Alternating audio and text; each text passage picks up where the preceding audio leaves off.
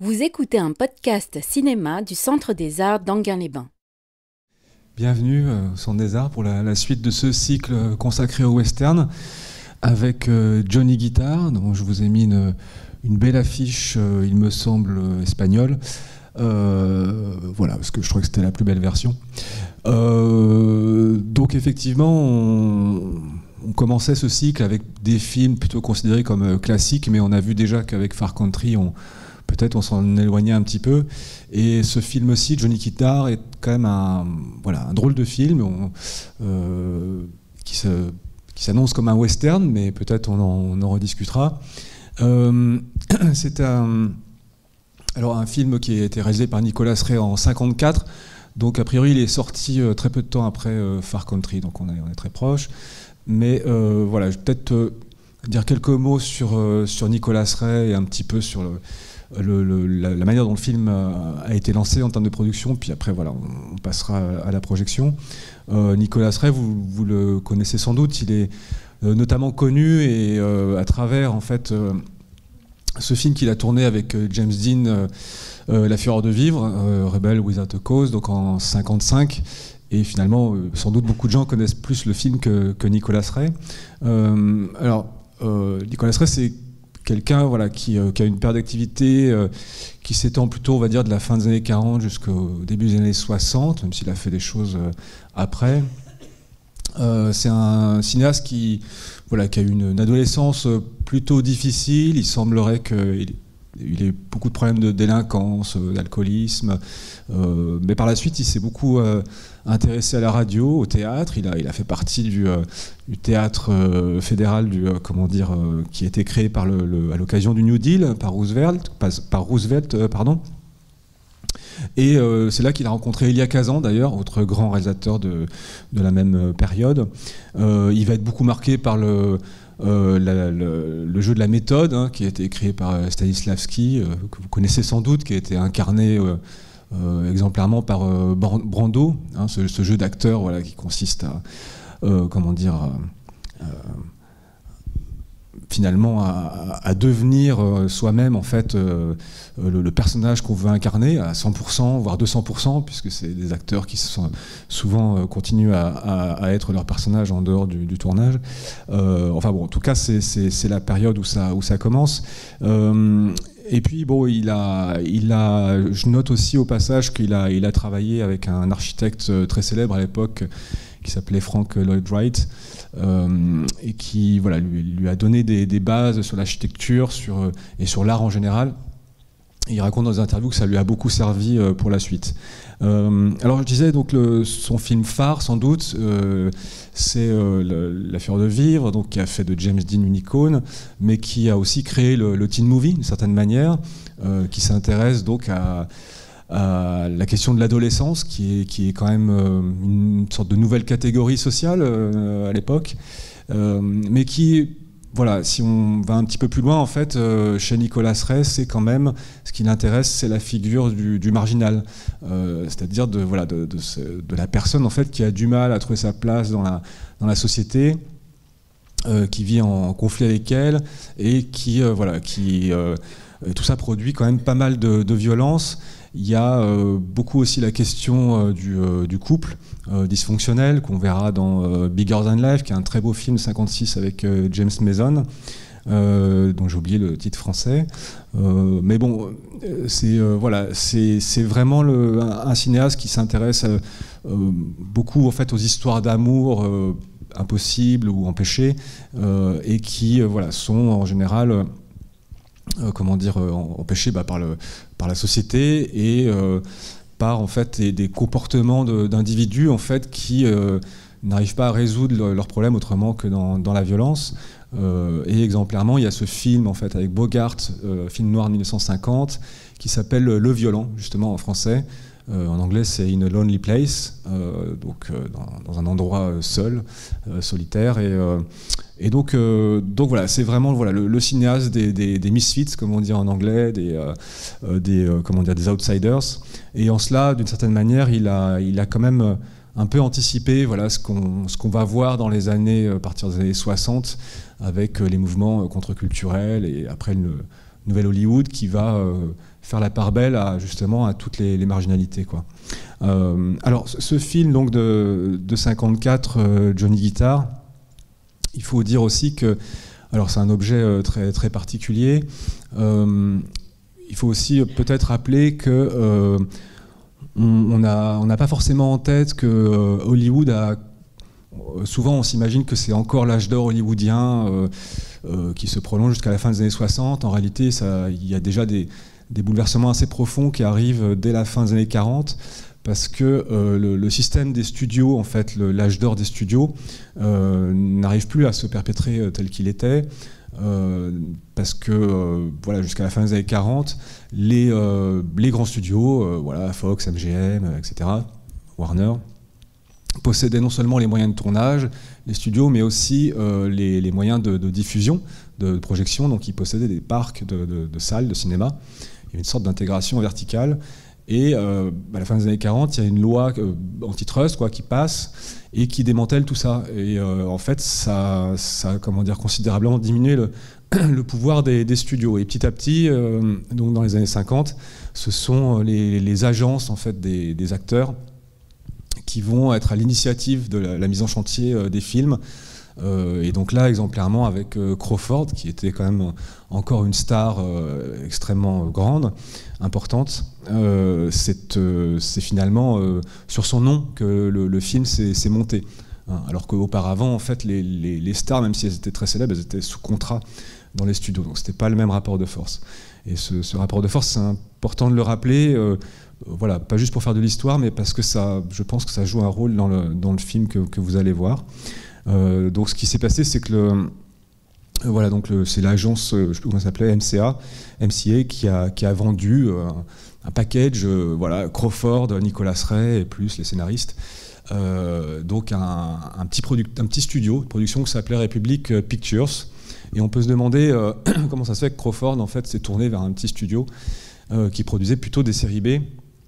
Eh bien, il semblerait que, en fait, elle avait eu un projet 2 ans auparavant avec Nicolas Ray et la Paramount, qui était un gros studio, qui a avorté, et elle en a conçu beaucoup de rancœur, et donc ça serait en fait par justement colère et rancœur qu'elle aurait décidé de se tourner vers ce petit studio, mais qui finalement va quand même produire un film avec un budget assez confortable, 2 millions de dollars pour l'époque.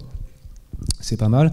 Voilà, donc c'est pour dire que voilà, Crawford quand même tient les rênes d'une certaine manière de cette production. Et c'est un film donc, qui s'appelle Johnny Guitar. On lui propose le scénario. Donc on pense western, Johnny Guitar, le cowboy. On se dit que ça va parler de Johnny Guitar, ça va être le personnage principal.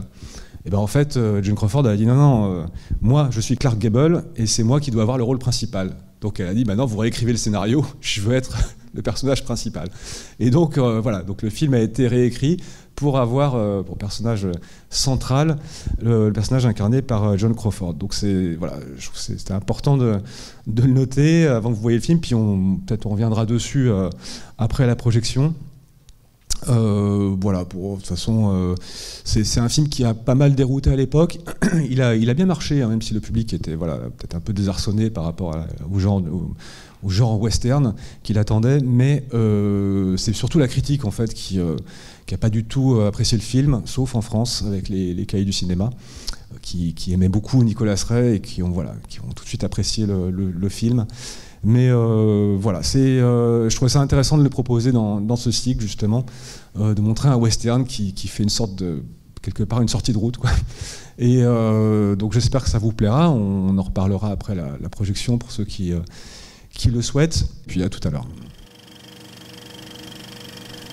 Donc vous voyez, oui, on a encore, donc, pour ceux qui connaissent un peu Nicolas Ray, évidemment, encore une histoire d'amants traqués, d'amour empêché, quoi.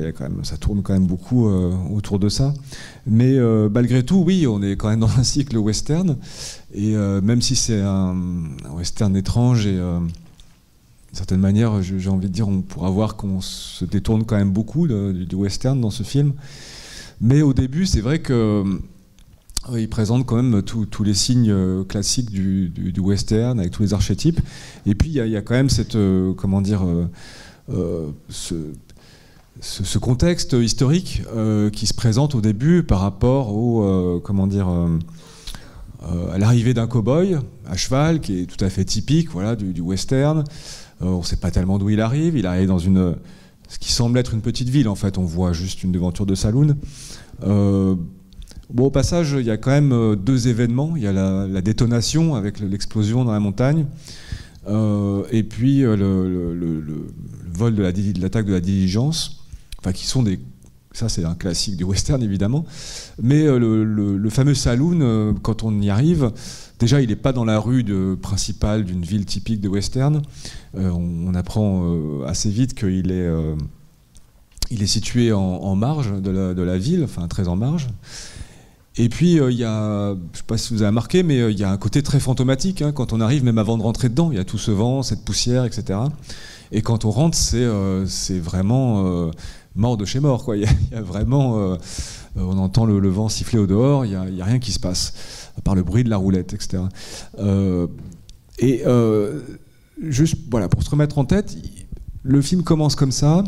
On arrive avec donc ce personnage de cow-boy, on pense que ça va être son histoire à lui en tant que personnage principal, mais en fait on bascule assez vite sur Vienna. Et ce qui m'a étonné en le revoyant là tout de suite ce soir, c'est à quel point la première séquence, qui est en fait faite de plusieurs moments, il doit se passer quasiment 20-30 minutes où on reste dans le même lieu, en fait, dans le saloon qui fait casino, voilà, dans lequel on occupe plusieurs espaces, mais c'est très très long en fait, ça s'étire énormément. Et je trouve ça très, très surprenant. Alors, pour oui, finir sur le contexte historique, il y a évidemment ce calcul en fait, de Vienna qui compte sur le fait que la conquête de l'Ouest avance, et comme vous savez, le chemin de fer a participé énormément du développement en fait, économique du pays.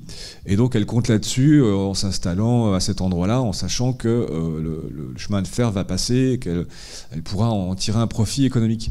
Donc c'est assez intéressant, et ça aussi c'est quand même un truc du western, c'est de jouer sur un pari, quoi, par rapport à sa vie, de compter sur cet effet de la conquête de l'Ouest, donc ce mouvement quand même du pays. Ça rattache à une histoire quand même du peuple américain.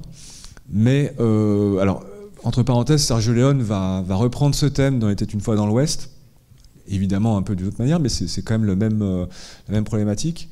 Mais voilà, je trouve que finalement, c'est un peu un argument de départ, mais j'ai l'impression, je ne sais pas si vous avez ressenti ça, que ça reste un argument, mais que voilà, on s'en détache assez vite. Et c'est un film finalement qui va disposer comme ça des éléments qui renvoient au western. Évidemment, on a tout de suite une bagarre entre Johnny Logan et c'est Burt, hein, c'est ça. Et puis on a on a à un moment donné le braquage de banque. Bon, on a plein de choses en fait qui sont des éléments en fait qui nous signalent que oui, c'est bien un western. On a les passages obligés, on a le duel, on a plein de choses comme ça.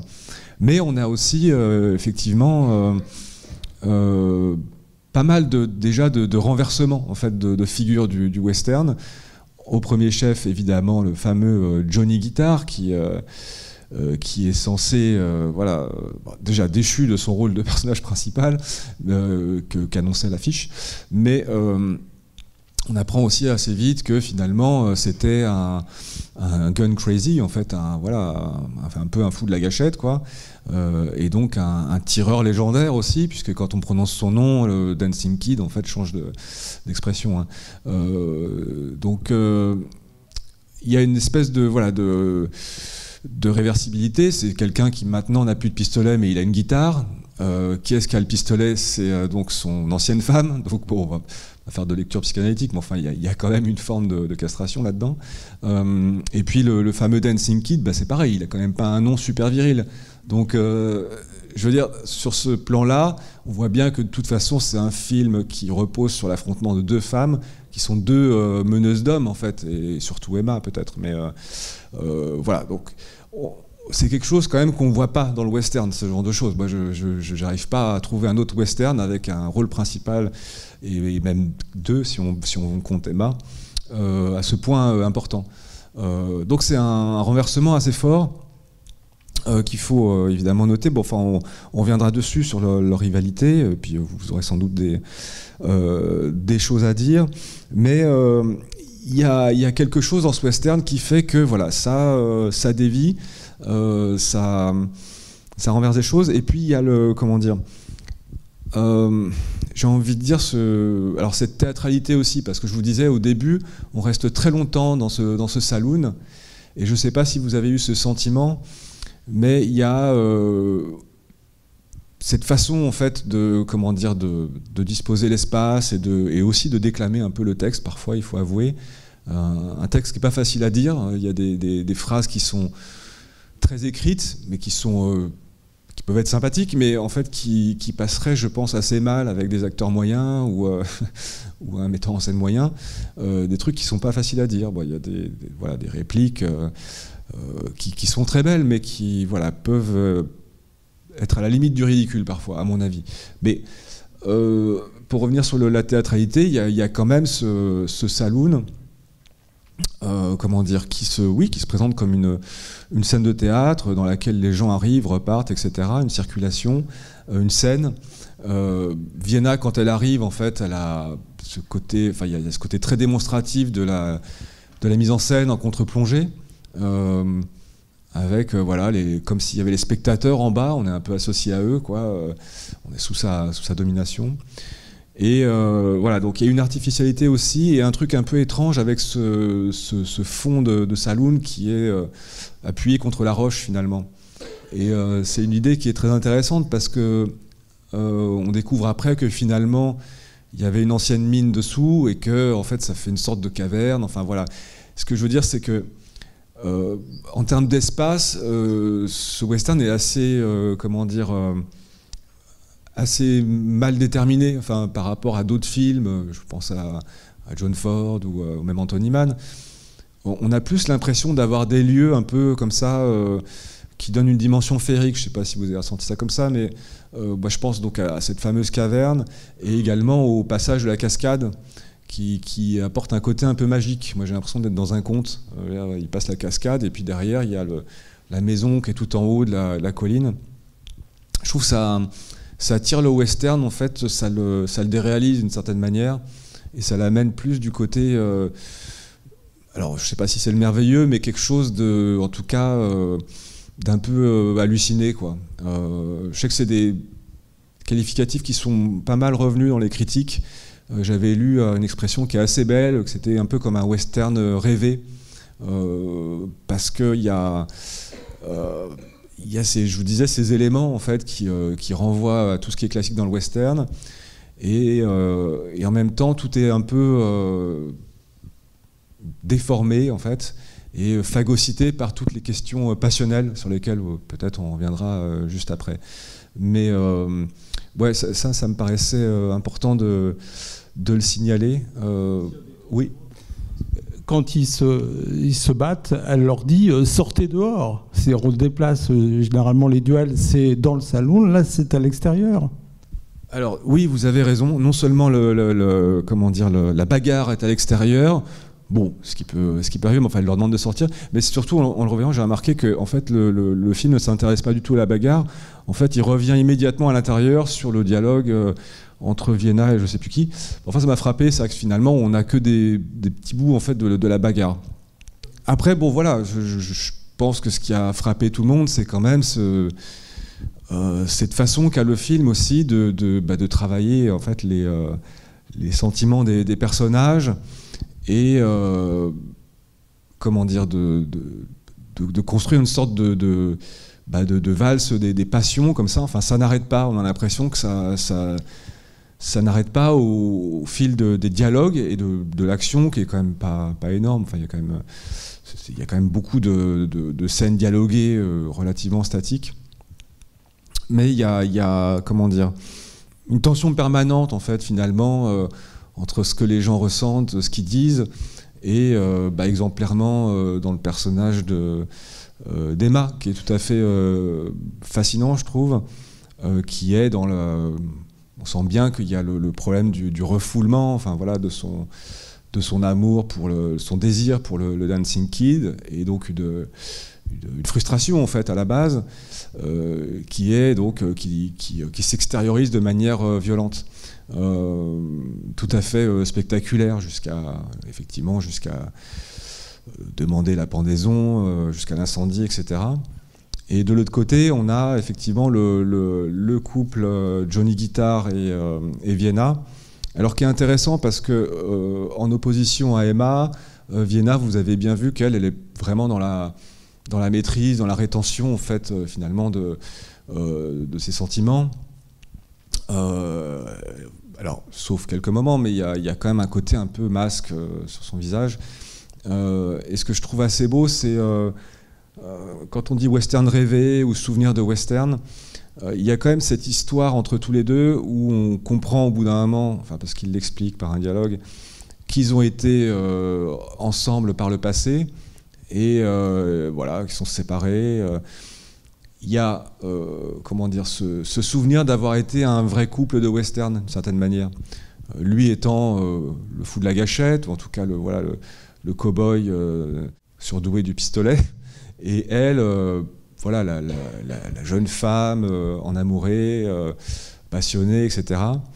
Et il y a un petit côté un peu Casablanca, si vous voulez, dans cette histoire-là, c'est-à-dire ce souvenir d'un amour en fait qui n'a pas pu continuer, et que donc qu'on va ressusciter auquel on va songer à l'aide de la musique. Dans Casablanca, c'était ils allaient voir le pianiste, ils disaient play it again, et ils jouaient As Time Goes By. Et donc là, on sent bien qu'il y a les airs de guitare qui rappellent tout ça, quoi.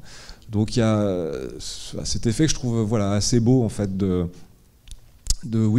souvenirs, mais en tout cas, on a au bout du compte, de toute façon, le film est clairement structuré autour de la rivalité entre les deux femmes.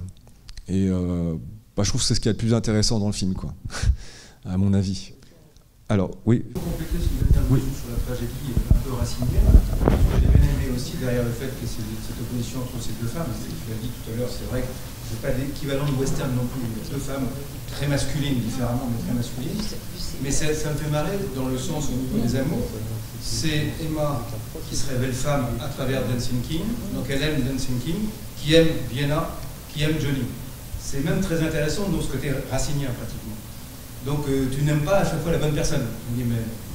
Donc elle est frustrée, Dancing King est frustré, Vienna, elle ne l'est pas puisqu'elle aime Johnny. Mais j'aime bien ce côté Emma, Dancing Kid, Vienna et Johnny. C'est intéressant aussi dans les amours des personnages. Oui. Mais je trouve ça intéressant aussi de revenir sur le tournage du film, parce que par rapport à la rivalité entre les deux femmes, le côté tragédie, c'est vrai, voilà, je sais pas, j'ai pas vraiment besoin d'épiloguer dessus.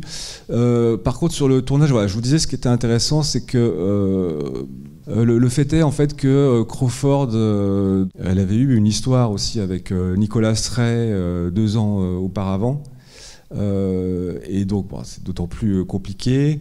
Mercedes McCambridge s'était mariée avec un ancien amant de Crawford.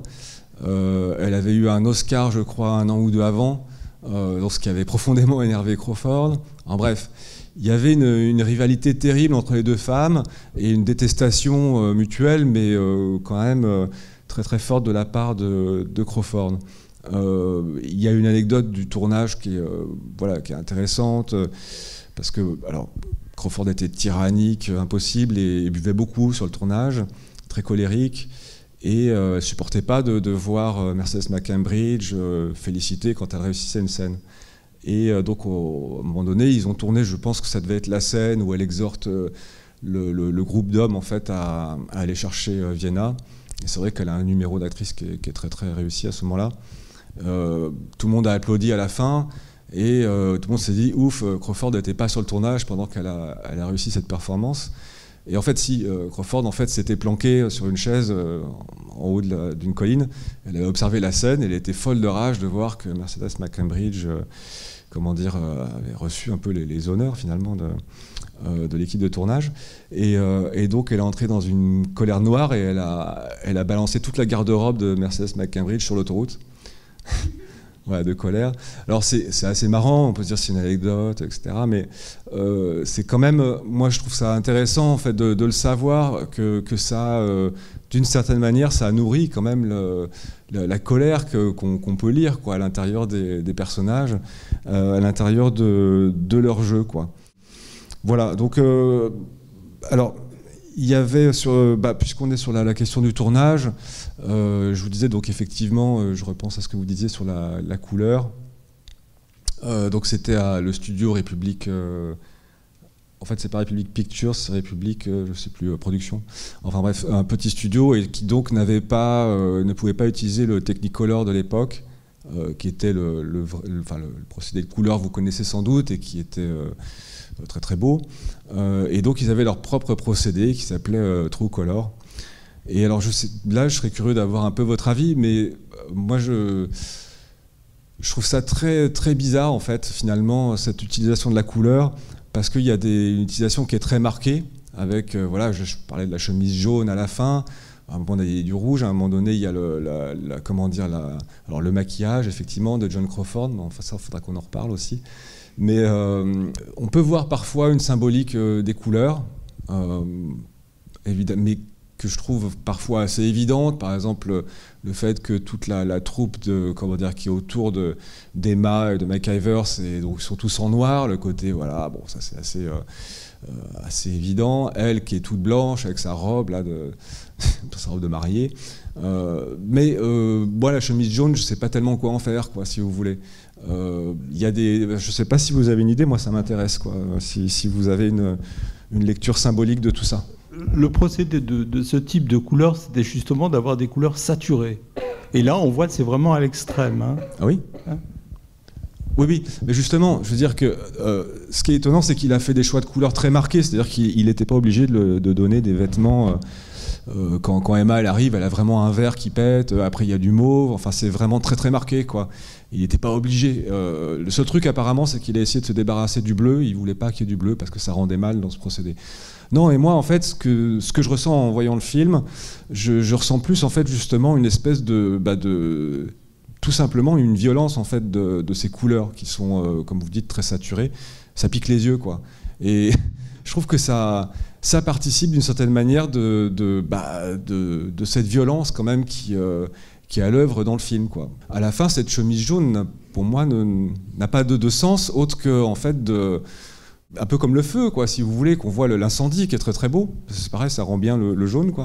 Mais à part le côté incandescent, d'une certaine manière, je saurais pas dire plus, quoi. Ah oui, là peut-être. J'ai pas vraiment d'interprétation, mais j'en ai une autre sous un autre thème. Moi, je connais pas super bien Nicolas Ray, mais j'ai eu avec ce film le même souvenir que j'ai, même si je l'ai vu il y a longtemps, de Fureur de vivre. Je trouve qu'il a une manière de faire jouer ses personnages, et je trouve que les couleurs vont avec, qui sont vraiment, c'est ce que vous disiez, sur le côté de la saturation. Ils saturent le jeu, quoi. Ils sont même assez insupportables, en fait. Moi, franchement, Joan Crawford dedans, je l'aime pas du tout. Emma, je la trouve exécrable. Et puis Ernst Borgnine, c'est Ernst Borgnine, quoi. Ils sont vraiment... Et du coup, ce que je me demandais, c'est... encore une fois, je connais pas bien le sujet, parce que je souviens que quand j'avais vu La Fureur de vivre la première fois, c'est la première fois que j'avais vu James Dean, je trouvais qu'il jouait terriblement mal, quoi. Tellement c'était exagéré. Et donc je me demandais si c'est pas justement dans sa manière de fonctionner, Nicolas Ray, est-ce que quelque part il n'est pas dans une espèce de quête de il faut que je pousse les curseurs dans tous les sens pour que ce soit suffisamment faux pour faire sortir du vrai, quoi, quelque part comme ça. Oui, oui, il y a un jeu un peu outré, effectivement. Moi, peut-être ça rejoindrait ce que je disais par rapport au dialogue, en fait, c'est que les dialogues eux-mêmes, parfois, sont quand même très écrits. Et effectivement, quand il dit oui, je veux que tu me mentes, que tu me dises que tu m'aimes, etc. Bah, oui, d'un certain côté, on peut trouver ça beau, et d'un autre, je trouve que c'est un peu, ouais, je sais pas, c'est presque mal écrit aussi, ou c'est très, voilà. Donc, et le jeu des acteurs, en fait, il est un peu au diapason. Moi, j'adore. Et en fait, alors, contrairement à toi, j'aime beaucoup le jeu de Mercedes McCambridge. J'aime beaucoup le moment où elle met le feu au saloon, parce que je trouve qu'il y a un plan qui est très réussi, où elle, à l'extérieur, en fait, où elle se rapproche de la caméra, elle se retourne, et là, il y a un gros plan où elle a vraiment un sourire, je sais pas, diabolique, quoi. Il y a un côté sorcière, mais il y a une jubilation que je trouve très très réussie, quoi. Mais oui, on peut trouver ça excessif, ça c'est sûr. Oui, juste le chemisier jaune à la fin, là, c'est plus un chemisier féminin qu'une chemise d'homme, puisqu'elle est censée récupérer les vêtements de Turkey qui est mort. Bon, c'est juste une petite incohérence au passage, mais ce qui s'explique, c'est pas très grave. Oui, vous disiez qu'on était dans un western rêvé tout à l'heure, et un peu irréel. Alors, son saloon, au départ, il est là un peu dans la brume, dans la tempête, il n'est pas en dehors de la ville, mais même la ville, elle est irréelle. On voit pas une ville avec tous ses habitants, il y a juste la banque qui est cambriolée, et du coup, on voit aucune femme, à part les deux protagonistes. Et donc il y a une myriade d'une milice d'hommes tous en noir qu'on retrouve dans les westerns, mais il y a une absence totale de femmes. D'habitude, il y a toujours une épicière ou l'épouse du shérif ou je ne sais quoi. Oui. Et là, ces deux femmes, elles sont d'autant plus mises en évidence qu'elles sont seules, avec des couleurs, dans un groupe d'hommes. Il y a de ce côté, donc même la ville, elle est irréelle. C'est comme ça que je l'aperçois aussi, par rapport à ce western qui est atypique, puisque le duel final entre deux femmes, de mémoire, je n'ai jamais vu, et donc ça m'a marqué. Voilà. Oui, oui. Bah, quand ils vont en ville, effectivement, alors on voit très furtivement, je crois, des gamins qui arrivent. Bon, enfin, ils sont tous censés être à l'enterrement, je crois. Donc c'est bien pratique. Mais en tout cas, comme vous dites, oui, il y a vraiment, voilà, deux personnes dans la banque. Et puis même le plan d'ensemble sur la ville, en fait, où on sent que il y a une toile peinte au-dessus. Enfin bref, donc il y a un côté artificiel, quoi. Mais le saloon, oui, non. Par contre, je ne sais pas si j'ai bien compris ce que vous avez dit. Le saloon de Vienna, il est vraiment excentré, hein, par rapport à la. Oui, on est d'accord, ouais, d'accord. Il est excentré. D'habitude, le saloon est dans la ça, ville. Voilà, exactement. On est d'accord. Oui, c'est que normalement. Et il n'y a toujours pas de femme non plus, ni d'autres danseuses, ni personne d'autre en tant que femme. Oui, oui. Non, ce saloon est très bizarre, quoi. Et puis il a plusieurs espaces, en fait. C'est-à-dire que normalement, alors il y a un peu le bar avec le coup du whisky avec Bart. Bon, enfin bon, pardon. Oui, il y a la roulette, mais il n'y a pas de jeu de cartes. En général, le saloon, c'est des gens qui jouent aux cartes, au poker, quoi. Mais j'ajoutais, oui, sur le côté irréel de ce fameux saloon, il y a le moment où elle joue du piano qui est quand même incroyable quand on arrive sur cette scène. Enfin, elle sort de nulle part. En plus, elle joue n'importe comment. Enfin, on voit qu'elle qu'elle joue pas du piano. Enfin, ses bras qui se lèvent en cadence. Enfin, c'est pas très. Mais peu importe. Mais c'est une vision surréaliste. Enfin, bon, avec cette roche derrière, elle est sur une espèce de scène avec un piano. Voilà, c'est vraiment un truc assez incroyable. Par rapport aussi, peut-être, si je voulais ajouter un petit complément de contexte, parce que ça a été relevé quand même historiquement sur ce film, sur le côté lynchage, en fait, c'est-à-dire toute la troupe qui est autour de McIver, qui est emmenée par Emma et vaguement par le Marshal, parce qu'il se fait un peu écarter. Mais donc sur cette mentalité, voilà, du lynchage, il semblerait en fait que c'est assez clairement écrit pour renvoyer à la période de la chasse aux sorcières aux États-Unis, qui commence à la fin des 40, je crois, enfin à quelques années près, mais en tout cas le McCarthyisme, hein, pour ceux qui le sauraient pas ou qui auraient plus en tête, donc ce sénateur américain qui a lancé des commissions d'enquête sur les activités anti-américaines, donc période de paranoïa anticommuniste.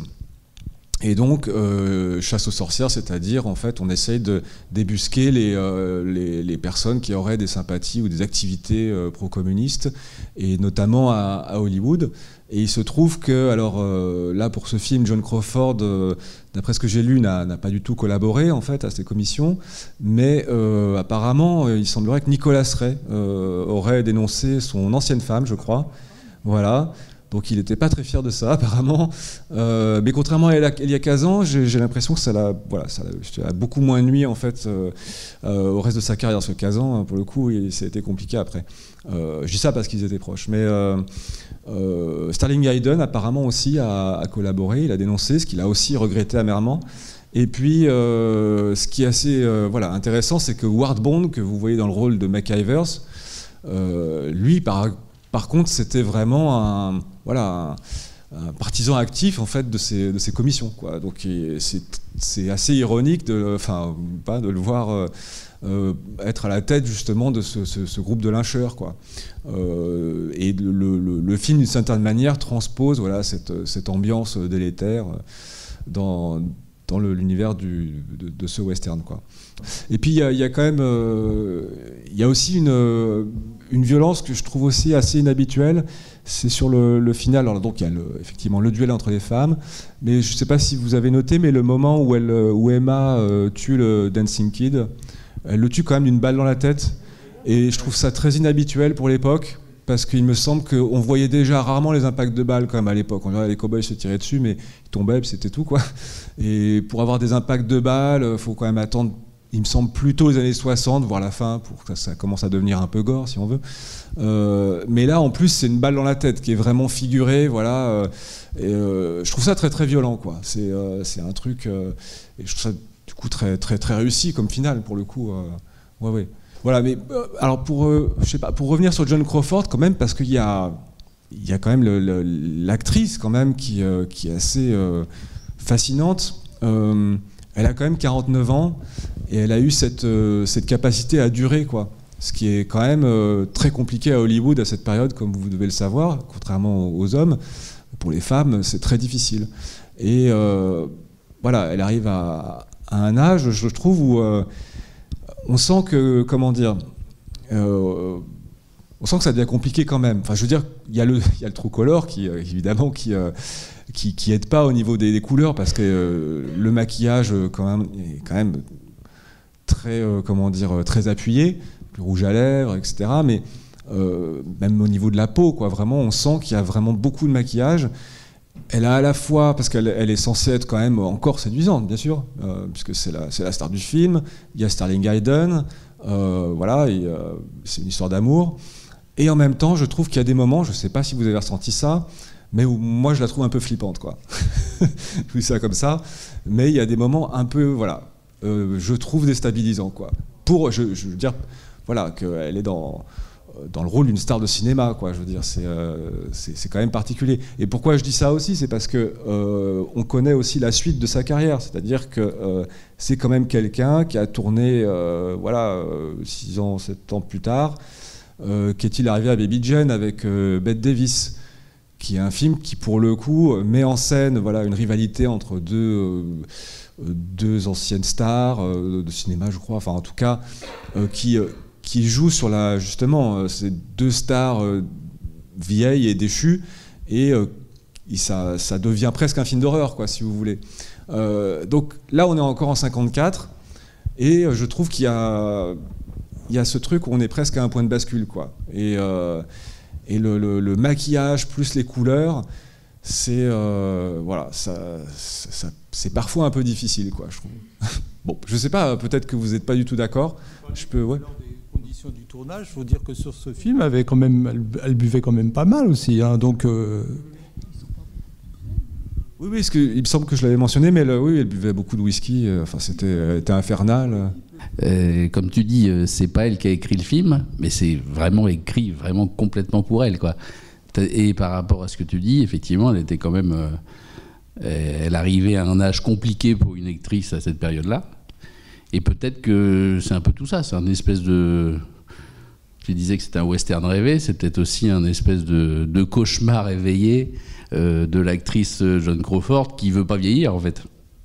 D'ailleurs à la fin, tu vois, c'est quand même une tragédie grecque, ça a été dit, mais ça finit en happy end, quoi. Ils s'embrassent tous les deux, quoi, à la fin. Et c'est comme si elle avait retrouvé sa jeunesse, quoi. Oui, mais cette scène particulière, elle intervient à quel moment? Ils sont repassés sous la cascade, purifiés, et voilà. Le rayon de soleil, le jaune. Mais c'est un peu ça, je veux dire. Il y a un côté espèce de retrouver une seconde jeunesse, quoi. Même si elle y croit peut-être pas forcément, mais... Bah oui et non, parce que moi je la trouve... elle est quand même souvent magnifique aussi. Ce que je veux dire, ce que je voulais exprimer, c'est que j'ai des sentiments mêlés et qu'elle est parfois très très belle et impressionnante, et puis d'autres fois, un peu bizarre, quoi. Voilà. Crépusculaire, bon, voilà. Ouais. S'il n'y a pas d'autres remarques, on va se retrouver donc le mois prochain. On va changer complètement d'univers puisque ça sera le western italien et plus précisément le western Zapata avec El Chuncho. Voilà. Merci d'être venu et bonne soirée.